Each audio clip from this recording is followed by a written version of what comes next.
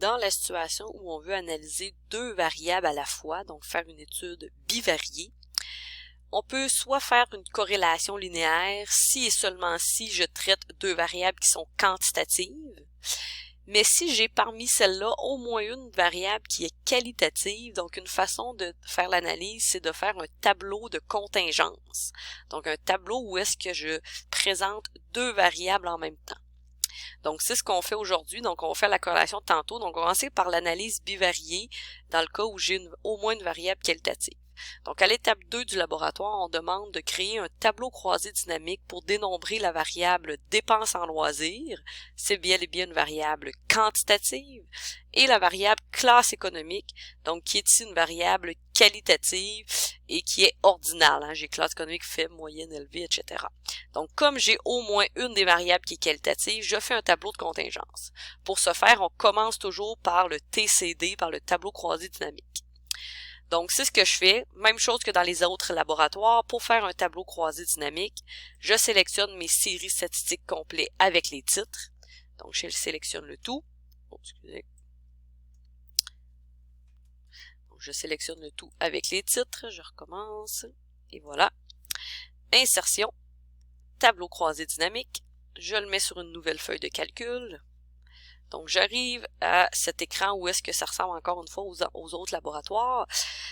Comme j'ai une variable qui est quantitative, donc dans le laboratoire, c'est bien écrit, si une variable est quantitative, on va toujours la placer dans étiquette de ligne. Donc, très important, si parmi les variables, j'en ai une qui est quantitative, je vais toujours la mettre dans étiquette de ligne. Donc, je commence par faire, comme d'habitude, dans ligne.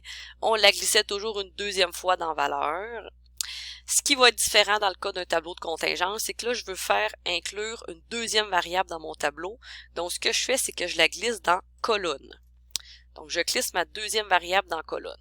Si jamais vous avez deux variables qui sont qualitatives, donc il n'y en a aucune qui serait quantitative, si les deux sont qualitatives, donc on met toujours dans ligne celle qui a le plus de modalités.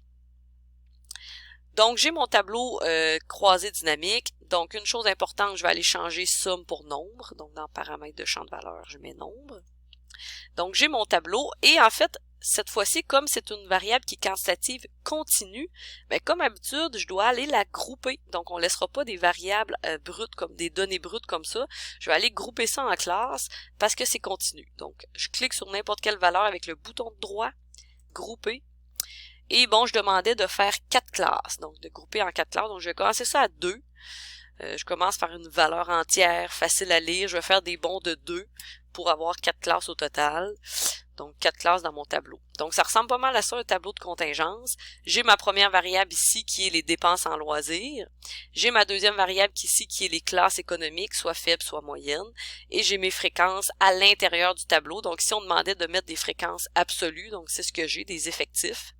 Si vous aviez à mettre des fréquences relatives, si vous voulez avoir des pourcentages, c'est possible de le faire. Donc, encore une fois, dans paramètres de champ de valeur, vous pourriez afficher les valeurs, pourcentage du total général, et donc on mettrait les pourcentages. Donc, c'est une façon de faire. Mais cette fois-ci, on demandait fréquences absolues, donc je reviens à mes fréquences absolues. Donc, j'ai mon tableau croisé dynamique. Je vérifie l'ordre des modalités. Donc, faible, moyenne sont dans le bon ordre, en ordre croissant. Lorsque j'ai des cases vides comme ça ici, ça veut juste dire que c'est la valeur 0. Il y a personne, par exemple, qui était dans la classe moyenne qui dépense entre 200 et 400 $ en loisirs. C'est ce que ça veut dire. Donc, je copie mon tableau croisé dynamique et je vais aller faire un collage de valeurs dans la feuille bivariée. Donc, bouton droit, collage spécial, un collage de valeurs. Donc, très important. À partir d'ici, donc, vous êtes rendu à l'étape 3, donc de faire un tableau qui respecte les normes de présentation. Cette étape-là, je vous la laisse essayer seule. Donc, fiez-vous à la page 37 de vos notes de cours. Donc, allez voir qu'est-ce que ça veut dire chaque colonne. Donc, d'avoir des étiquettes de colonne, étiquettes de ligne. Donc, ça ici, ça devrait changer. 2, 4, 4, 6, 6, 8, qu'est-ce que ça représente? Même chose ici. Faible, moyenne, qu'est-ce que ça représente? On va changer le mot étiquette de colonne. Ici, il n'y a rien d'écrit. Il va falloir mettre un titre à ce tableau-là. On peut enlever les mots général, on peut faire apparaître des zéros là, plutôt que mettre des cases vides. Donc, essayez de faire un beau tableau, ce qui respecte les normes. Fiez-vous à votre page 37 et à l'étape qui suit, vous allez pouvoir le corriger vous-même. Donc, étape 3, je vous la laisse faire seule dans le laboratoire, mais quand vous allez arriver à l'étape 4, vous pourrez vérifier vous-même votre tableau là, avec la vidéo.